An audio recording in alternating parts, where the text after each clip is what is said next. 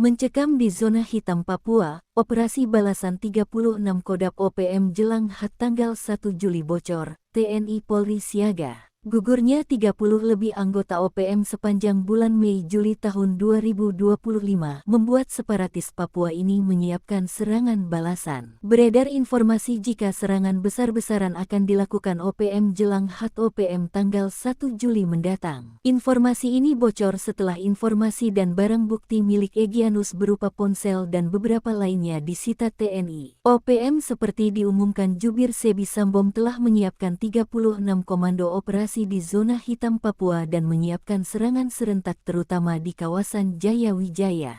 Sebab TNI Polri berhasil memukul mundur 18 OPM anak buah Egyanus, bahkan 3 diantaranya tewas ditembak di kawasan tersebut. Ada pula di Sina Kabupaten Puncak dan Puncak. Terkait serangan balasan ini, Kapolres Jayawijaya AKBP Anak Agung Made Satria Bimantara mengatakan, secara umum situasinya masih dapat dikendalikan oleh aparat TNI Polri. Menurutnya, beberapa kali terjadinya kontak tembak ini menunjukkan jika TNI Polri sedang berupaya untuk menjaga situasi Kamtipmas agar di wilayah Jayawijaya. Kami mengimbau kepada masyarakat jangan mudah percaya dengan informasi yang berkembang, sebab di tengah perkembangan saat ini informasi itu mudah tersebar luas, namun belum tentu informasi itu juga benar, kata Kapolres Anak Agung. Sampai saat ini semua aktivitas penerbangan di Wamena masih dapat terselenggara dengan baik. Di Lanut Korinus Krei Wamena kami juga dibantu oleh Pasgat Brimob Polda Papua dan Kodi 1702